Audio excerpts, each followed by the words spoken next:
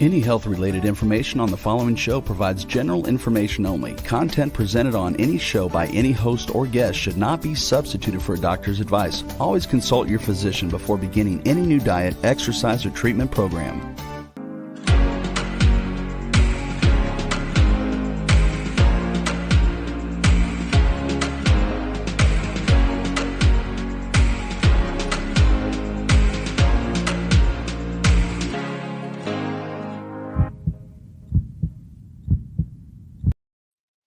Hey, y'all, I'm Gail Trico, and I see Christina Nelson. What's happening, girlfriend? Hey, I'm in the house, girl. What's going on? It's Friday, and long about 3 hours from now, it's going to be 5 o'clock. It's already started at my house, though. Oh, man. I've been up since 4 o'clock this morning, and these Zoom calls that we're using for business. Right. I'm telling you, I'm over it by Friday at 5 o'clock. Exactly. And telemedicine, every hospital has their own platform, that's HIPAA compliant for their system. And I have like 5 computers set up in my office so that each one can be, so that I'm compliant with whoever's guidelines it is. So anyway. It's like NASA control in your house. Girl, sometimes I feel like I'm driving a rocket ship, like Star Trek. You remember how Captain Kirk had that big panel in front of him? I'm the captain of all these computers. So if that's the case, can you beam me up, please? Oh, girl, I know. Beam me over to Honolulu for a couple of weeks. Right on, baby. I'm with you. Let's go. Yeah, let's bypass Delta and do the Captain Kirk thing and then beat me up, Scotty.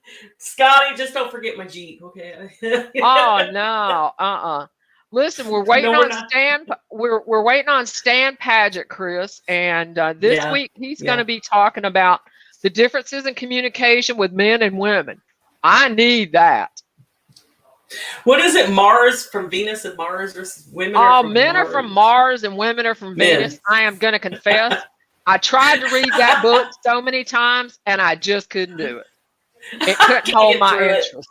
No, I couldn't do it. No, but I get the concept of it. I do. I understand that. It's true. Hey, Stan. There is the man. There he is. And we can't hear him. Yay.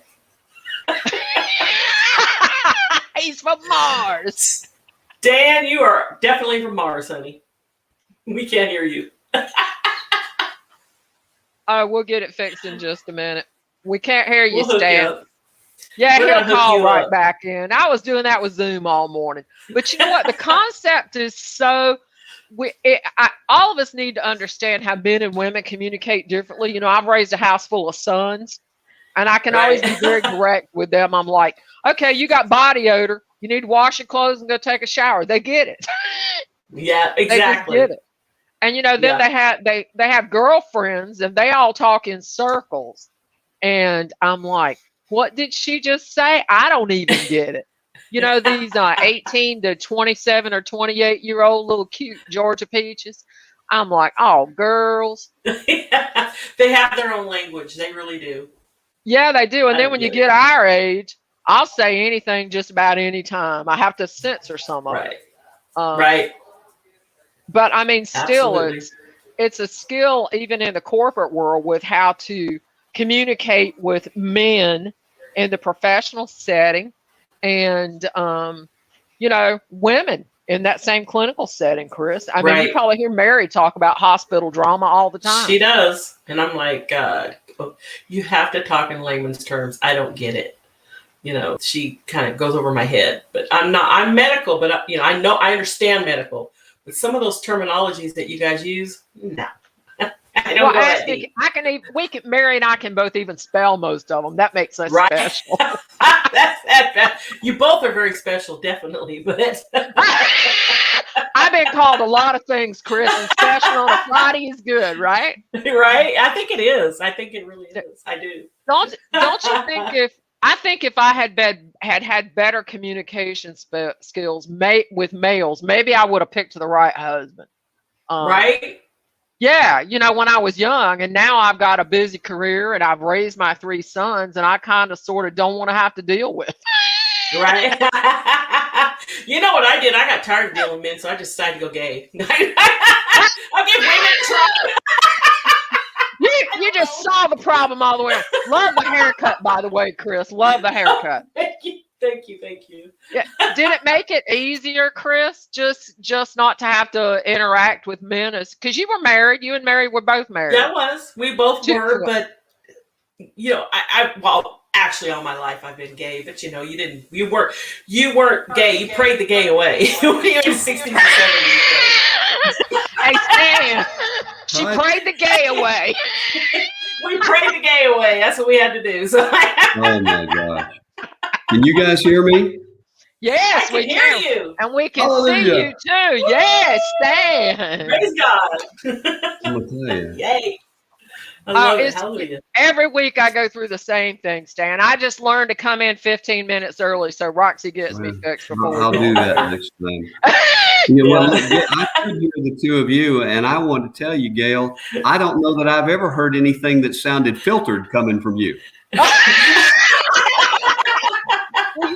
it might be because you're with me in a different professional setting. When I'm at Harvard, we're there to be a voice for somebody and to deliver a message. When I'm in a hospital, I'm having to grit my teeth sometimes when the doctor says, "Sugar, will you go get me a cup of coffee?" And I'm like, I'm 64 years old. I'm like, honey, if that trips your trigger, yeah, I'll go get you a cup of coffee. I'll even make a whole pot of it for you. I'll bring the whole thing. Good Lord. Yeah, so it's, there's times when I just have to not say a thing. And that, working as a vendor, I'm in that position a lot. You may not agree with a client, Stan, and as long as it's not illegal, I'll go along with it. Well, that's the way it is. There are things that don't need to be said.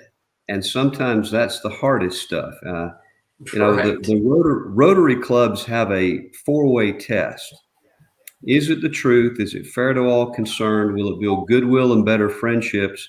And will it be beneficial to all concerned? Mm-hmm. And if you kind of apply that test to what you say, there's lots of stuff that you think that just shouldn't come out between your lips. Yeah, I was good at that all morning this morning, Stan, and I didn't even know I was doing something right. You were. Oh, Gail. Well, does that apply more communicating with men or more communicating with women, Stan?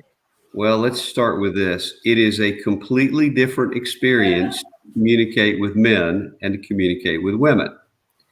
There's a comedian, I think his name is Robert Gregarious, who has this hilarious 15-minute or 8 or 15-minute YouTube video on men's brains and women's brains. Mm-hmm. He has two pedestals, one with a marble bust of a man's skull, and another one with a marble bust of a woman's head. And if you haven't seen it, you should, because it's hilarious and there's a lot of truth to it. Men have one channel, just one. It only too lazy to get the remote. Yeah. She said they were too lazy to pick up the remote. I'm gonna say that. That's a good line, Chris. Okay, I won't even argue with that one, but I'll tell you that he describes it as a box. I call it a channel. If the sports box is the one that's opened, you don't exist. If the food box is open, the sports box isn't, and you don't exist. If the sex box is open, you're the only thing that exists. That's it. So, you see a woman who's got a baby on her hip, got the cooking on the stove, got the phone to her ear, and yells over her shoulder, "Mary, quit hitting Bobby." Men can't do that.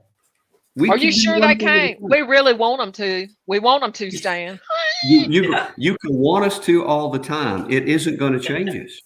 Here, I don't know if we did this last time or not, but this thing right here. Yes. This is exactly like every man you've ever met. If you don't talk to him, he ain't going to do nothing. Oh my God, you got it down. Well, look, women have a communication style that is much more based on context and emotion. That you communicate by gestures, by tone of voice, by pace of language, by how what you say and don't say, the word choice. No guy ever sat back after a conversation and went back through it in his head trying to figure all that stuff out. Never. Because it wouldn't have occurred to him that it was possible. So when your wife says, "Can we have a chat?" and you talk about something, that conversation is done when it ends and you go your separate ways to do whatever you're doing. That's the end of it. Not just the conversation is over, but unless during that conversation she says, "This is what I'm not happy about. This is what I would like for you to do about it." Mm-hmm. Then the conversation was a waste of time anyway, because he didn't get it. You're trying to talk around it. Here's the challenge. This is an easy one. What is the standard answer a woman gives when a man says, "What's wrong, honey?" Nothing. Thank you. Now, that's what I mean. Most women will say that. Nothing, right? Okay. Now, after about the 15th time she says nothing, you say, "Come on, what is it?" What's the second answer? I know what it is. I've heard it. Well, I don't know because nobody asked me. Oh, well, I didn't know anyway. Well, that was the answer, though. I don't know. All right, let's start with this.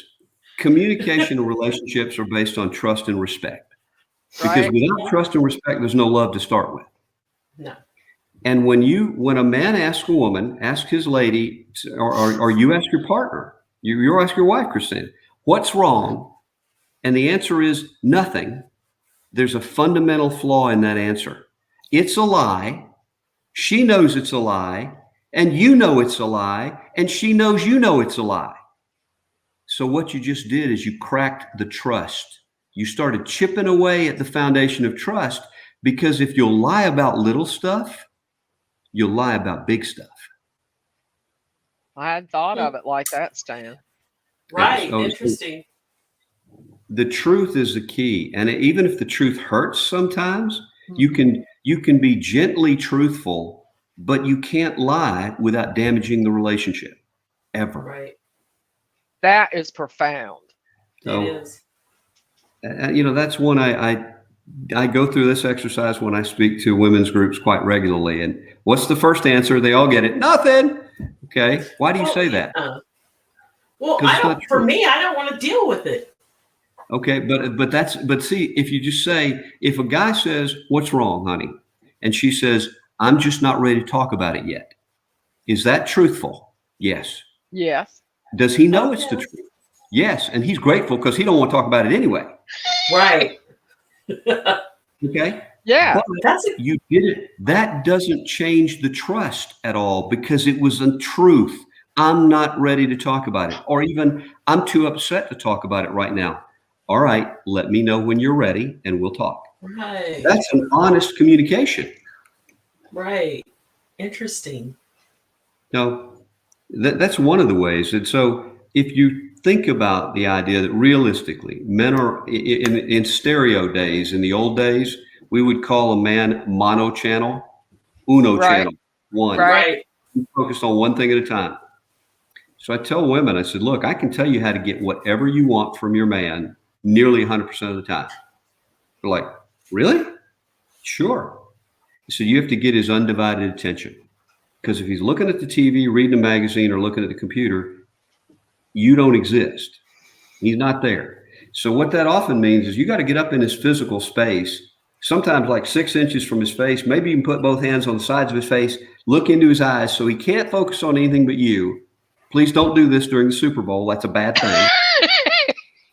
And just say, "Honey, I want to go to Outback for dinner, and I want to go to Baskin Robbins and get dessert." And he'll go, "Okay." You know why? Because men want to win. And you just set up a game we could win, because we knew exactly what you wanted. And if we do it, we win. Right. When you say, "Well, honey, wherever you want to go is fine." No, it's not. You know where you want to go. You know what you want to do, but you want us to read your minds, and we can't. And bless your hearts, you would be horrified if we could. I'm not going to that deep, dark dungeon. That's it. You don't want anybody down there looking around and knowing exactly what you're thinking. I'm sorry. Even the person you love the most, you don't want them to know what you're thinking 100% of the time. No. So don't expect them to, because here's the challenge. We are not inherently terribly communicative, and we are easily frustrated by the process. And so the more times we get frustrated with it, the less interested we are in engaging in it at all. So is that just any conversation, Stan, with men? Pretty much. We want to get to us, conversation is not an end to it in and to itself. It's a little bit like shopping. Now, I actually have a son who can shop with the best of them, but I don't know, he didn't get that from me, okay? But for men, most men, shopping is hunting. We know what we want, we go out, we kill it, we bring it home, and we put it away, and we're done. The concept of going and hanging out or going from store to store for 4 hours is horrifying. Yeah, it is for me too. So we don't want to do it. But that's kind of what this communication thing is we want communication to have a purpose. You know, if we want to buy something, shopping has a purpose. Looking has no purpose. If we want to communicate, there needs to be an object, a purpose to the communication. And the purpose can be dinner, travel, arranging schedules, sex. It can be any of the, we don't care what the topic is. Just there's got to be an end. And you got to be direct. The reality, and Gail, one of the things I love about Gail, and it was such a refreshing thing when I met her, you didn't have to wonder what Gail thought about you, because she's going to tell you straight up. Right. Well, I try to be tactful, Stan. But it's okay. Even if it's not tactful, it's the truth. Yeah. Right. It's wonderful. And I respect that, and most men do. The honesty in the communication. If, what's going on? Where's your head? Okay. But the idea of long conversations just because you want to do them, that's not how men connect. And it's a real kind of interesting chicken and egg problem. Well, most of my good friends are men. Okay. It's Chris and I've been friends for Chris, 10 to 15 years now, but most of my good friends are men. Most of them are married, so there's nothing inappropriate. But, I end up being the marriage counselor a lot of times. When there's a wife problem, I get a call.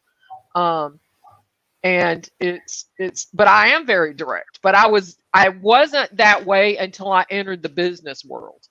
And I found that most of my clients in senior leadership in the medical world are men. Yeah. Well, and that's the reason that you're able to form connections with the men, is because you don't waste their time on communication. You're direct. Right. You get to it. And it's a different way of thinking. Women have a beautiful, amazing ability to do a whole lot of things at once, and to create chaos is energy. So the ups and downs, that's not what scares us. It's that you won't ever tell us what you really want from us. That scares us. We don't want to commit to be in a situation where we never understand the rules of the game and we have no idea how to win. So how about, set up rules that your significant other can win. It's a little bit like the way we treat ourselves. So where do you start in a long-term relationship, Stan? Where do you begin to change the communication patterns? I think you do it like you do anything else. You guys all have goals in various areas of your life where you get intentional and you get focused on something. And what I tell you is change one thing at a time. I have a formula that you can use to measure the quality of the relationship. It has 3 factors. And when you figure out where you are and now you want to change, you don't try to grab all 3, like grab the whole elephant and eat it at once. We're going to take one of them and focus on it and think of something specific you can do for that day, week, month to improve that one. Then we're going to go do another one and do that and then do that. And we just keep going through. Tony Robbins calls it constant, never-ending improvement. And that's what we're really looking to do in every facet of our lives. We want to improve. As human beings, we strive. We want to accomplish. We want to feel significant. And sometimes we get significance from business, sometimes from relationships, sometimes from serving, and sometimes from all the above. So we want to make sure that in every relationship that we have, that we interact in a way that allows the other person to be successful, to win, to be fulfilled. And it doesn't necessarily, even among, look, I'm making very, very broad generalizations. This is how men think. That's a generalization. There are very different personalities within that. There's ranges of them, but it's about becoming conscious. What type of person are you dealing with? What are their needs? And if there's truly love involved, you're interested in meeting their need. You want to light them up. You fill them up. If you give them the feeling, this incredible feeling of joy and connection and passion every time they're with you, they become raving fans. Divorce, why would they even think about anybody else? You make them feel they've never felt before in their lives. That's very interesting. I have to say, and I'm married to a woman, but even with us both being women, communication and those touchy-feely conversations, they're difficult. I'll be right back. You don't want to deal with that. Mm-hmm. And so you start losing that communication. We find ourselves just kind of are on our phones playing our games or watching TV because and I see that with all my friends and all their couples, heterosexual, gay, doesn't matter. That's right. We're losing that. And then we wonder why our relationships are feeling kind of separated. Or stale or suffocated or all of the above. So, but Christina, you and your wife have different roles in the relationship, don't you? Right. Absolutely. Yes. Okay. So it's no different than a heterosexual relationship. You're having the same challenges, the same connection issues, the same communication issues. Right. Because the whether the masculine or feminine energy, whatever it is you're bringing to the table, it all has to connect. And it will, but you have to be mindful of how to get it to do that. That's right. You remember when we were kids and they would give us magnets to play with? Yeah. Yeah. And the magnets are basically the same minerals, same stuff. But if you turn it one way, it repels and you can't make it go together. Yeah. And if you flip it over, it goes, and you can't get it apart. Right. Flip it over. So it does this. That's what you do with the relationship. It's a science class. Absolutely. You simplify it, Why are we making this difficult when it's not? Wow. I think it's difficult. Like FedEx just rang my doorbell and the dogs are going crazy. So I couldn't do a magnet with them. I think it's hard, Stan. Well, I'm LDS. And so the religion plays a big part in my communicating with men and setting boundaries and values and principles.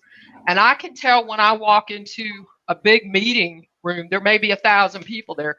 There may be 2 other LDS people in this same room.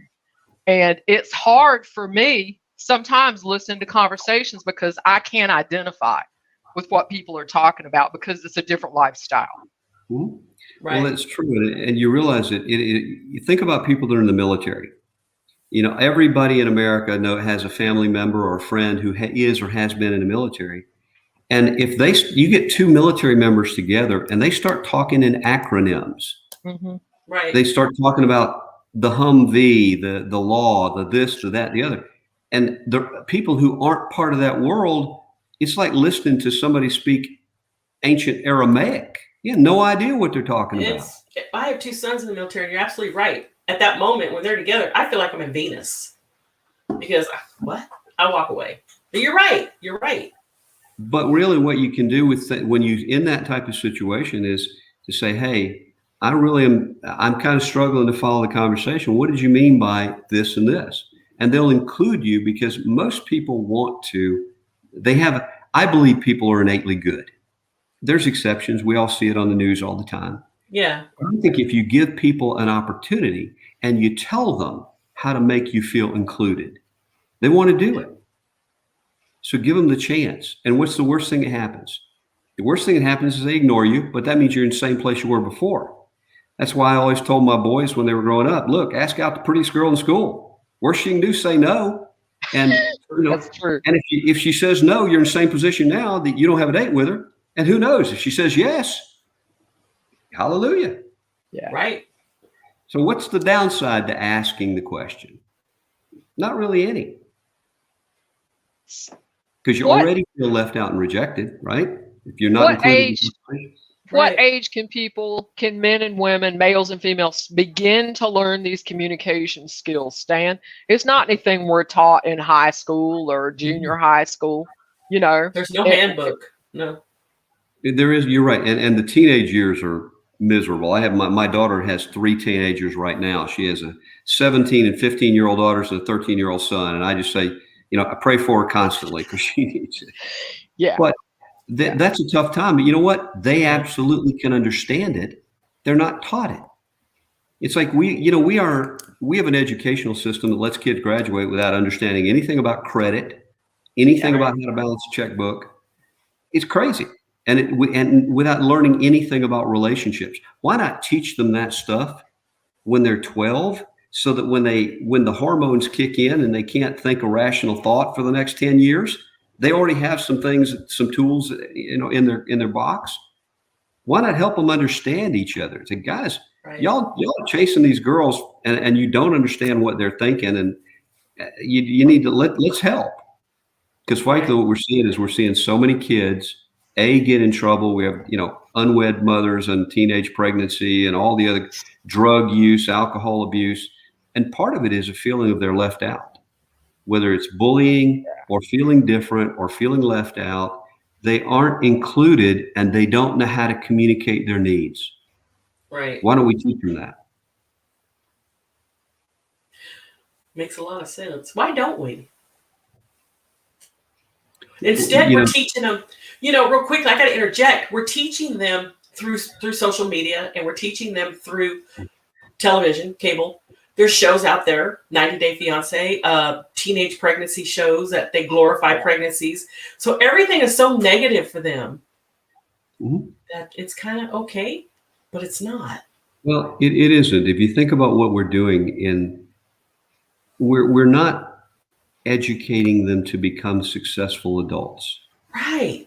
Or even to become productive members of society, because they're learning facts and figures. That's great. They're learning some stuff, learning history, and that's fabulous. But isn't what they really need to know? They need to know how to read, write, do math, be part of a team, think critically, take responsibility. Right.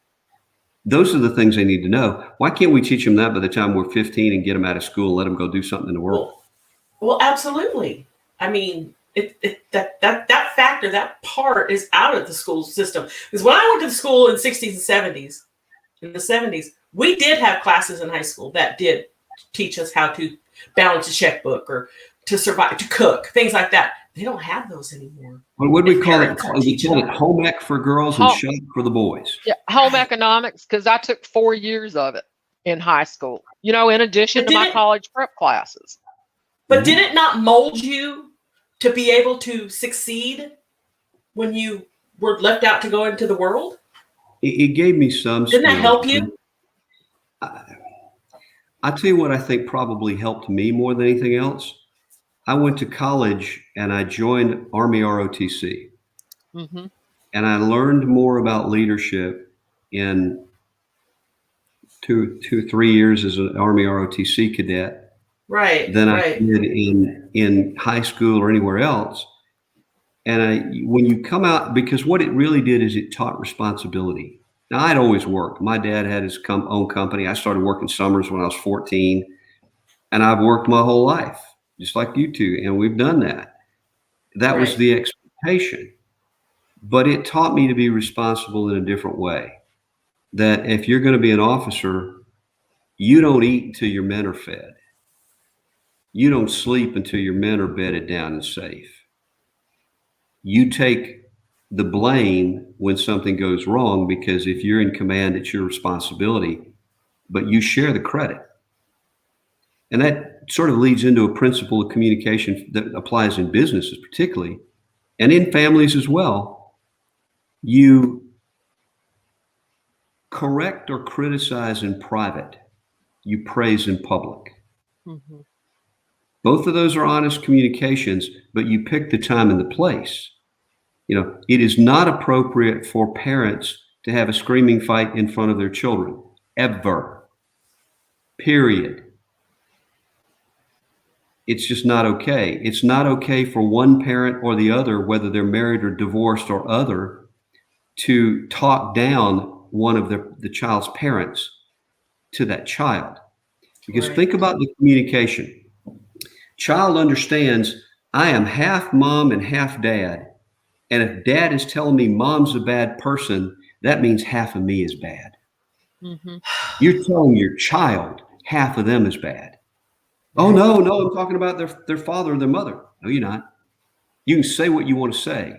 What they hear is, that means I'm bad too. Mm-hmm.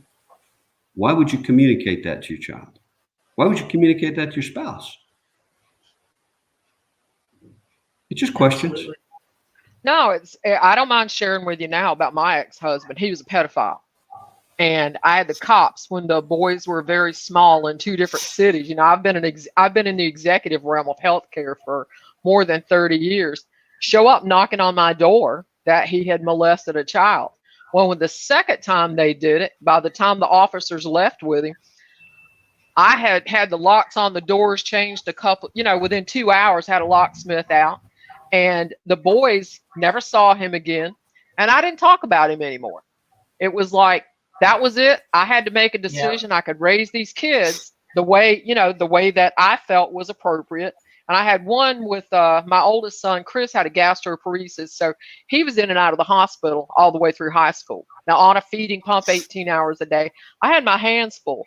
But, they didn't ask where he was at Christmas. I didn't bring it up. They knew the police had showed up twice at the door. And so for anybody going through that, I had to make a decision, 30 years ago, and I made the decision to raise my children.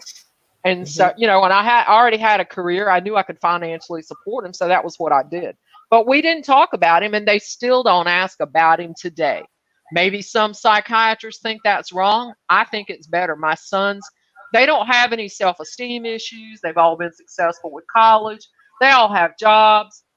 And I just don't feel like they're maladjusted for having been raised by a single mom. A single LDS mom on top of that. But what you did, though, is you didn't run them down. You didn't tell them half of them was bad or any, because at some point, if you had, somebody was going to say, well, that runs in families. That's genetic, right? Right. Can you imagine being told that if you're a boy, that it is in your blood, in your DNA, that you're going to be a pedophile? What a horrifying thing to have said to a child. I think that was just a random thing that my ex-husband had a mental problem, and that was his mental flaw, and I just left it with him. That's it. And I just left it with him. Well, what that meant is, really, Gail, you were a pioneer. A pioneer is somebody who changes things. You changed your boy's destiny by the decision that you made and the courage you had to follow through with it. So kudos, lady. You did great. It's been hard. It was hard, Stan. One child in and out of the hospital all the time. And, I have a set of twins, and it was very hard because being an executive is a demanding career. I've always had to travel. So I always had, I was fortunate I could hire a nanny to stay with them when I was gone. But it's a lot of, well, why didn't you do this? Or why didn't you do that? And I thought, I was home with my kids, being a mom on the weekends. You didn't see me out in a bar at night. I didn't have the money to go anyway because I was paying daycare for 3. But I think women we have to be able to communicate that to other people, be able to voice it at some time when it's appropriate. And I chose, if my kids ask me a question now, I answer it. But honestly and truly, they never ask. They just don't ask. I know of another family situation like that where the young couple with a 1-year-old lived with one of the parents for a period of time until there was just literally an explosion and the parent went off and screaming and yelling and dropping F-bombs, and that child who had lived there from age 1 to 2 has never since mentioned that parent's name, ever. Never. In fact, was shown a picture that they were in, did not recognize who that person was. So Wow. Children have a wonderful protective mechanism and a sort of an instinctive understanding of what's good and not. And you just, this world's not an easy place. We're here to be tested. We're going to be tested. Everybody's going to struggle. The question is, how do you respond to the struggle? And as a couple, if we're going to kind of circle back to our communication issues, how do you respond to challenges as a couple?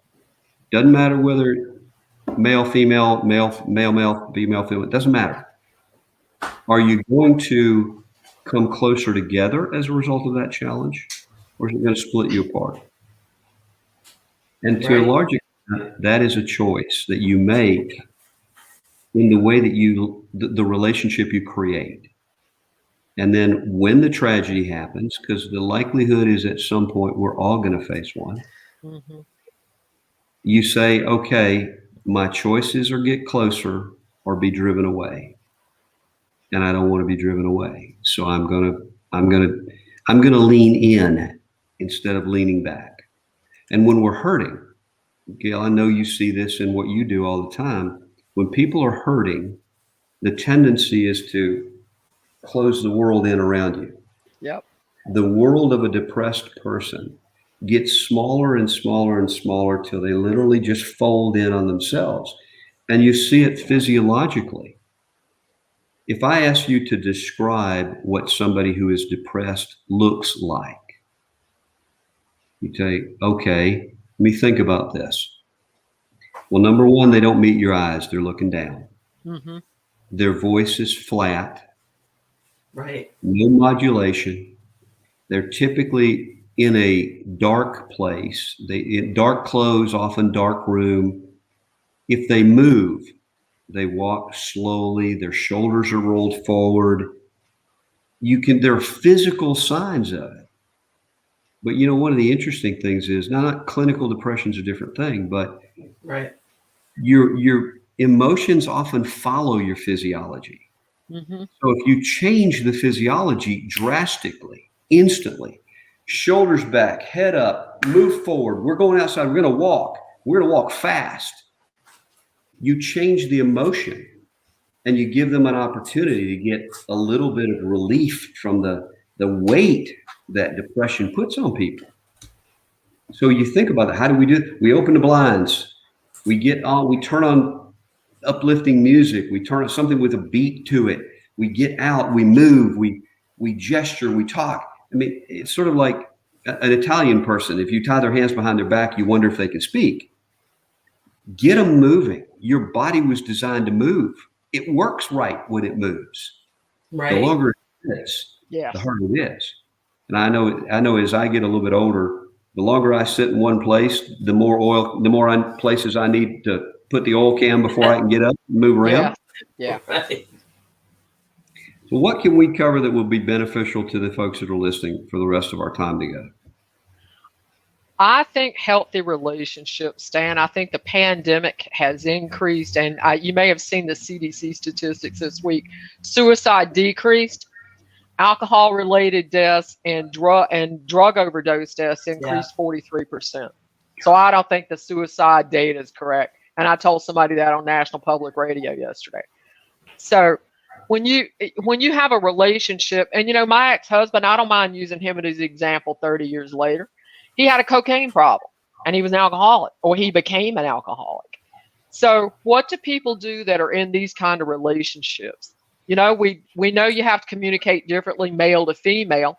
What do you do when you've got a partner that's an addict? Right. That one is very hard because until you can get them out of their addiction, there's almost nothing that you can do because they are incapable of forming a healthy relationship. They are either dependent or codependent all the time. And if they're unwilling to get treatment, they're unwilling to make an effort to make a change. There's steps to change. The first one is you have to believe it's possible to change. You have to have a belief that change is possible. The second one is you have to have a willingness to change. In other words, that really often comes down to you have experienced enough pain, or you've created enough pain in people that you care about that you're now willing to change.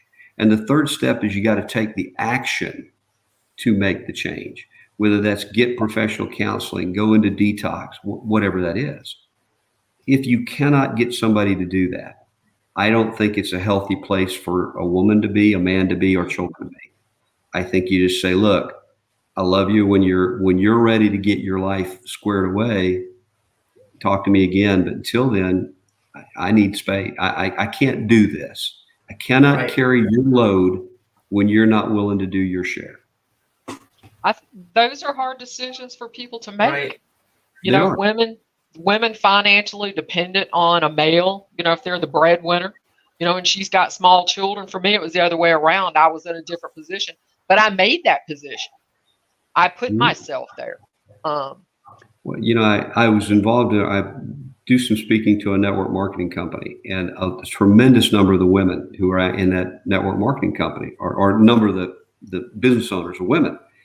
And one of the things that most of them are very passionate about is helping other women get to the point financially where they don't have to stay in those relationships, where there should really never be a situation where a woman says, I'm concerned about my safety, I'm concerned about my children's safety, and the next thought has to be, but I don't know how I can care for us. That should never be the case in America. And whether you build a business of your own of some kind, whatever it is, but there are also community resources, and there are women's shelters that are specifically for this. The real problem is often you get the women who are codependent and will keep going back to the abuser. Yes. Voluntarily. They get out, they move, the abuser doesn't know where they are, and they reach out and contact him. Yeah. That's back to you got to be willing to help yourself. Yeah. And you're right, Gail. They're incredibly hard decisions because emotional ties are difficult to cut. And when you do cut them, you feel like you're a dinghy left adrift in the ocean. Even if you're not financially adrift, you're emotionally adrift. And you're looking for that attachment point. And if a healthier one doesn't come along in whatever time your willpower, strength, support system can keep you away from it, you gravitate back. You go hook back up to the abuser. You tie up because something's better than nothing is kind of the way it seems to be. No, I'd really like to encourage people to, if you're in an abusive relationship with an addict or someone who is violent or hurting your children and you know about it, this is the minute to do something about it, not to wait 30 days from now, not to wait 6 months from now, is to make a decision for yourself and your children that you want to live in a healthy space and to set those boundaries. I think that's right. If you can encourage, if one person living in that situation, listening to this broadcast, makes a decision to get them and their children to safety, then it was worth my time. That's for sure. And you can find me, you can email me. If you type Gail Tralco in on Google, you're going to find my website. You're going to find my Facebook page. Send me an email. I really do read all the emails. Me or somebody from the office is in email 10 to 12 hours a day. And I will pick up a telephone and call you. And I can't tell you, I came from nowhere, and I don't want to see other women suffer the first, 5 years that I was married, what I was put through. And, I sheltered my kids, but when somebody drags you out of the bed by your ankles at night and you hit your head, I was stunned. This is when Chris was an infant. I put up with it for another 4 years. By that time, the twins were born. And I was like, when the cops come knocking on the door, I said, okay, girlfriend here has got to go. So, I was lucky. I had a very good bishop that helped me back where we were living at the time. So, I sought counseling from clergy. from the bishop of the church. But it was making that decision and having that lock changed within 2 hours after the second time the police knocked on the door. That was it. That was my boundary. I was like, oh no, you're not coming back in this house again. So I want to encourage other people, male or female, who are in abusive relationships to do that. Yeah, we need to learn to talk to men. And now that I know they think like a cell phone does, I'm going to work on that with my sons and be direct. Y'all need to cut that grass and wash your clothes. That's exactly what you do. Right. Gail, we talked about last week that I was going to give you access to some folks to a course that I built. There's a course called the Diamond Relationship Formula. It is video and audio and transcripts and tests and all kinds of stuff to help you actually change your relationships. And it's you can go to the website. It's relationshipmagicacademy.com. The course lists for $2,497. For your listeners, they can enter a code GAIL, GAIL, and they will get the entire course, everything with all the bonus videos for $297. Y'all, all of y'all need to be going to that website, buying that course. I've had the opportunity to know Stan for several years, and we've invited him to be on the show as many times as he can come on in the month of April because he's a relationship expert. And after the pandemic, everybody needs some relationship coaching. My business skills are rusty. I've been traveling some, but when you're working on Zoom calls, it's not the same thing as being in an office in a conference room setting. So Stan, that is phenomenal for people.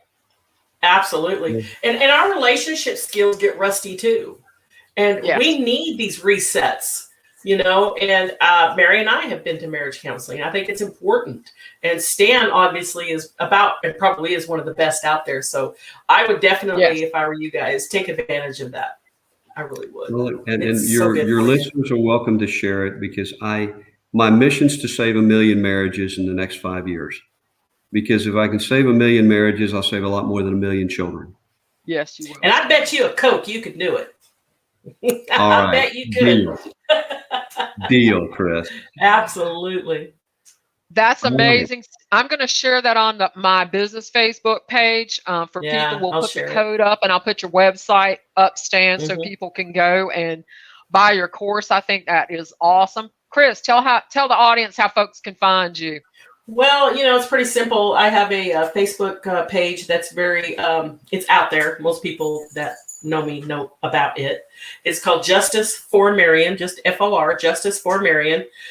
Message me in there if you have any questions about nursing home abuse or elderly. And I will definitely help you guys with that. But if you have any kind of questions, just whatever it is, intuitiveconnection@yahoo is my email. It's pretty simple.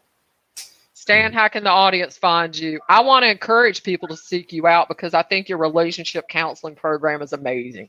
The website that's on there now, www.stan360.com, will take you to my law firm webpage. It'll take you to the Relationship Magic Academy webpage. So it's got all my social media on there. Easy way to connect with me any way you want to. And y'all know where to find me besides Friday at 5 o'clock, sitting here in my office waiting to turn the computer off. Gail at medicalbill911.com. And you can find me on Facebook, Gail Trauco. I'm a verified business page. I've got almost 150,000 followers. You can find me on Twitter. You can also professionally find me on LinkedIn. So if you want to validate any of the credentials, they're certainly out there. Stan Padgett, thank you so much for your generous offer. This is to our audience. Type in Gail for your code for a Relationship Academy, and I'm going to share that on social media page so that folks can find it, Stan. Yeah. Thanks, Gail. Chris, you guys have a wonderful weekend. Definitely. We'll see you next week, you too. Stan. Take care. Thank you. Bye-bye.